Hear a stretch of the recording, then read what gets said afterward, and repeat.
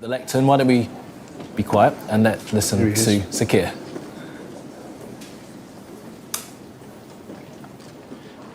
Well, good afternoon, everybody. It's really fantastic to see you here and to just really take in this incredible place that is the British Museum, a world-class institution, which I'm really proud to say is also right in the heart of my constituency. So welcome to my manor.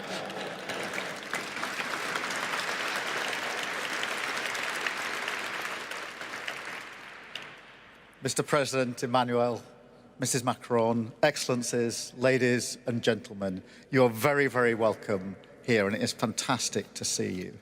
We have thousands of visitors here every day from all over the globe to admire the museum's incredible collection of world history all around us here every single day. So it's a real pleasure to welcome two special sets of guests this afternoon, our brilliant French guests and friends who are all here, but also young people representing the next generation. And that is so important as we contemplate our history, because I know just how important access to the arts, to culture and history is for the next generation. Its potential to spark the imagination. There'll be very many people who've come here and had their imagination sparked, and that has put a light on for them and for so many other people, to transform young people's lives by bringing history and culture and art into them, and opening their eyes to new possibilities and opportunities, and encourage them to reach the full extent of their ambitions and their talents. So no matter where you're from or who you are, it's here to bring us together, to remind us of our shared history, but also the common bonds that endure across languages, across borders and cultures. And that's what today is all about, making sure that everyone can appreciate our incredible history, inviting young people to bridge our past and our future, and igniting the passions and the talent of the next generation. And we are celebrating a brilliant initiative today. Everybody is walking around here with a smile on their face, and when the President yesterday announced to both houses what was going to be happening here, there was a great cheer went up, and that was representative, I think, of how this is being felt across the entire country. It is a brilliant initiative. Because what Emmanuel, my friend, announced yesterday, this cultural exchange between our two nations, two of the great treasures of our history, the priceless artefacts of Sutton Hoo, which we've just been to see upstairs, absolutely incredible story, incredible artefacts, and the biotapestry, which means so much. And again, the smiles as people saw just the depiction on the wall behind me as we walked in tells you just how much this means. Because for Sutton Hoo, 1,300 years ago in East Anglia, a wealthy man, we don't know who it was, probably a king, was buried in a lavish funeral ceremony, an Anglo-Saxon era, that of course was put to an end 300 years later by William the Conqueror at the Battle of Hastings. But it is an incredible piece of history that we have here, just imagining what that must have been like, changing our whole perception of that era of history, frankly, and bringing so much learning to us. And of course, the Battle of Hastings, illustrated by the remarkable biotapestry, the beginning of 1,000 years of shared culture that is now defined by mutual admiration and kinship, as well, of course, as by some healthy competition, as anyone who is watching the Euros on Saturday will attest. But that history, that long history, forms the foundation of the European continent as we know it today. Now, both these treasures contain stories of war and of peace, of power and of politics, alliances and enemies, that we still know all too well in our modern world. They show us how connected our countries have always been. They deepen our appreciation of our shared history and enrich the relationship between our two nations today, because we are now entering a new era of world history, a time of huge change and turmoil that has led to insecurity for so many people. And in this new world, our alliances are, in my view, more important than ever. The strength and solidarity of countries that share the same values, the same aims, the same hope for the future. So, just as we stood together in the last century to bring peace to Europe, and it was a real privilege, Emmanuel, to mark Armistice Day in France, walking with you the same route as Churchill and de Gaulle once walked. Thank you so much again for that invitation to be there at that very special moment. And today the UK is proud to stand shoulder to shoulder with France, leading the coalition of the willing to support Ukraine, as well, of course, as working together to call for a sustainable peace in the Middle East. And at home, we're working together for our shared security and prosperity, creating jobs and growth for our people, tackling irregular migration, strengthening our defences to protect Europe from any threats, growing our economies and collaborating on the technologies of the future, and forging closer connections between our peoples with this cultural exchange, giving people across Britain the chance to admire the biotapestry. And there will be so many people who will want to come here to see that as soon as they can. And people across France to enjoy the treasures of ancient England. Well-timed for the 1000th anniversary of William the Conqueror's birth in 2027. So as we look back together today, we are also inspired to look forward towards the future and remember that it is for us to write our own chapter of history now as two nations who forged peace, made our people better off, and remained the strongest of allies and the closest of friends. And on that note, it is a pleasure to welcome my friend, Mr. President Emmanuel, to speak to you today. Thank you so much.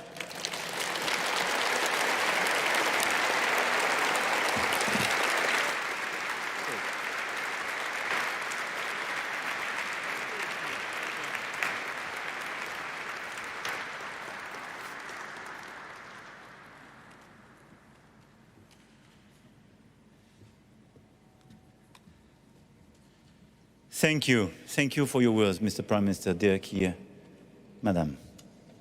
Honourable Ministers, Mr. President of the British Museum, Your Excellencies, ladies and gentlemen, your Prime Minister expressed everything about the importance of this exchange and this cooperation. But allow me just to share a few words. First, to express our great pleasure and honour to be here in this iconic place. Indeed, being in a museum is never something, I would say, innocent. It's always being exposed to not just your culture, but the whole world, even from ancient times. And this is a clear relationship to universalism. And I want to commend you because we were just, informed in details about the project you have for the British Museum and a big, not just restoration, but I would say reinvention of your Western Ring. And on our side, we will try to reinvent a new phase and a new life for Le Louvre, with this Très Grand Louvre, with the same ambition, trying to express not just our vision of the world, but gives the opportunity to our fellow citizens and citizens for the entire world to have the experience of beauty, the mystery of beauty, and a better understanding of art, invention, human cultures. And I think this common relation we have, and I do believe that our two countries, and you perfectly expressed it a few minutes ago, Mr. Prime Minister, is a very special relationship with the rest of the world and with universalism. And I think this is a treasure and something we have to cherish. I'm extremely happy to be part of you today because we've worked very hard during the past few years in order to make this exchange possible. And this is not just a potlatch as we made it in ancient times, but something, I think, very inventive. And you know, during decades, I have to say, I have to confess, we did our best not to be put in the situation to make this loan of biotapestry. And we found the best experts of the world to explain in perfect details why it was totally impossible to make such a loan. And believe me, we found them. And believe me, we're going to find them again. But we just decided a few years ago, and I have to pay tribute to your king, because it was a discussion together, and I saw his attachment, his willingness to have this project, and I'm very happy to make it with you, Mr. Prime Minister, dear Keir, my friend. We decided, and I want to thank our two special envoys, Mr. Belaval and Riquet, for the great job you did together on behalf of the two governments and the two nations. Thank you. But I have to say that beyond your work, I want to thank and compliment our two Ministers of Culture, because we went beyond the experts and we managed to find great solutions. So merci, Mesdames les Ministres. And I want to thank the British Museum, because the day you decided not just to welcome the biotapestry, but to say, let's look at certain who, let's look at how we can have, in fact, not just a loan, but exchange, create a new way to show to your people our own treasure. It unlocked everything. And the power of such an institution is wonderful. And I'm very happy about the great relations you have with the Louvre. And I hope that many projects will be organized by these two highest institutions. And I want to thank Bayeux, his mayor, clearly the museum and the whole team. And from the very beginning, the team, I would say, in Bayeux was very much in support of this approach. And this exchange will be organized between ISPIC and Under Control June 26 and June 27, broadly speaking, or June, September. And it will be a unique occasion to have millions of visitors coming here and millions of visitors between Rouen and Caen in these two museums to visit precisely and discover certain who and some of the remarkable pieces you just presented to us. So really, I want to thank this team who made possible, feasible, these loans and this exchange. My last word is to say, Mr. Prime Minister, you expressed how much important are our links and our future projects for our two countries, for Europe, and in these hectic times, for the rest of the world. And I strongly believe that culture is part of them. I strongly believe that as long as we will have people dedicated to life, to create, to share, to defend culture in our countries, to invent new spaces for that, and to have indeed sculptors, architects, creators, curators, we will be very special for the rest of the world. because there is no equivalent of that. And this type of tools are unbeatable. There is no trade war or tariffs against this kind of approach. And there is no new imperialism vis-à-vis this type of approach, because there is no barriers, there is no borders, by definition. And I'm so happy to see so many young people being here in this museum and working very hard for your culture, our culture, and universalism I mentioned. And, you know, I reminded everybody yesterday that obviously the tapestry recounts very epic events, and you refer to them with William the Conqueror, but the story is unfinished, and nobody knows the end. And nobody knows if the end of a tapestry was just once written and presented, or never existed. But this is our work, our duty and our chance to be in this position to finish the tapestry. And to be sure that by allowing the tapestry to take the same road at these warriors, but with another state of mind and in the opposite way, that together we will build a new page of our common history and create a new era based on culture, knowledge, respect, science, and centuries and centuries of enlightenment, creations, and I would say friendship. So thank you very much. In a few months' time, to welcome the Bayeux Tapestry. And thank you very much to allow us to welcome, at the same moment, certain who treasures and some of your wonderful pieces of art in Rouen and Caen, because it will be the best symbol of our common work together and the fact that we are totally committed to this work in common, hand in hand, to be sure that the United Kingdom and France will put their energy to build, let's say, a better place, a better world dedicated to these values. Thank you very much.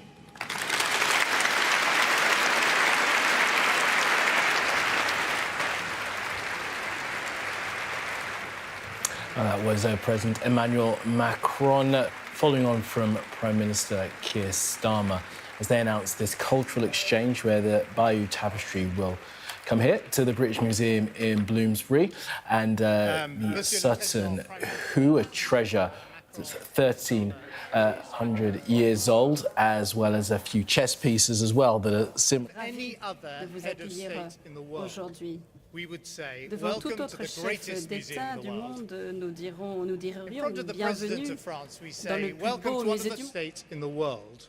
We would say, welcome to the greatest museum in the world. In front of the President of France, we say, welcome to one of the two greatest museums in the world. And to our Prime Minister, it is fantastic to have our local MP with us, and you have done lots for us over the years you have represented this constituency. Now, when the British Museum was founded in 1753, it was the world's first national public museum. It was founded by Parliament, separate from the Crown. It was not a royal collection, it wasn't an aristocratic collection, it wasn't a religious collection. It was a collection owned by the public, for the public, open to all and free to all. And that guiding principle has remained with us over the last couple of centuries. It is as much a product of the British Enlightenment as Voltaire and les droits de l'homme are of the French Enlightenment, the two great movements that shaped the early modern world. And you could say the idea of this museum has been as influential as any of the amazing objects inside it. So, Mr. President, I applaud the project that you have announced to reshape Le Louvre. It's a fantastic project. As you say, we're about to undergo a huge redevelopment and representation of our collection in the Western Range over there. It is the largest single cultural project in Britain today. I want to thank Keir Starmer's government and Lisa Nandy, the Secretary of State, for the consistent and generous financial support that they are giving. And I think it's fitting to note that the brilliant architect who won our global competition, Lina Gottmer, who is here today, is based in Paris. It's important that here and at the Louvre, both these projects succeed.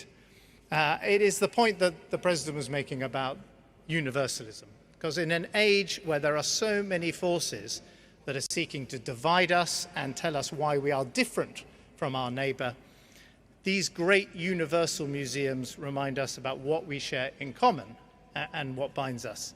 And that is what next year's spectacular exhibitions here and in France will do. Now, much has been said about the Bayeux Tapestry. Here is the simple fact.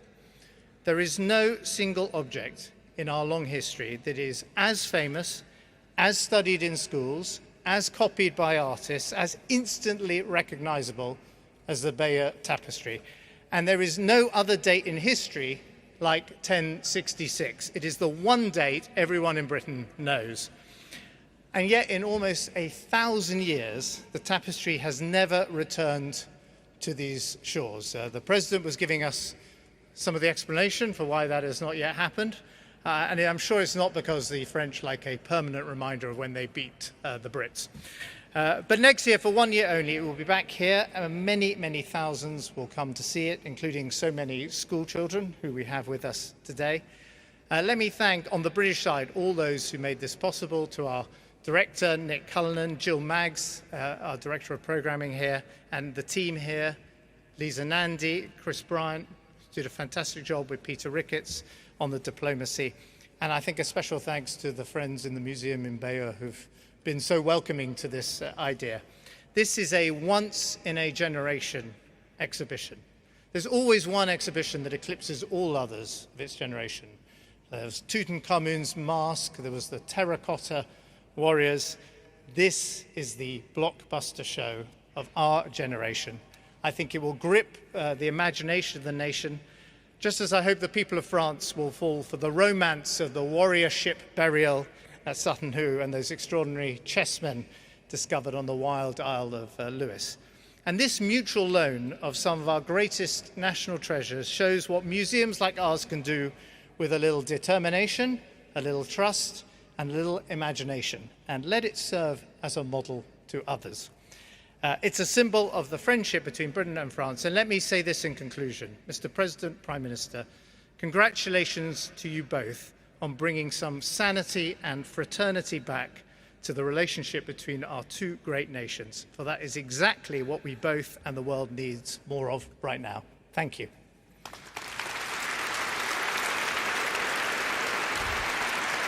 We are going to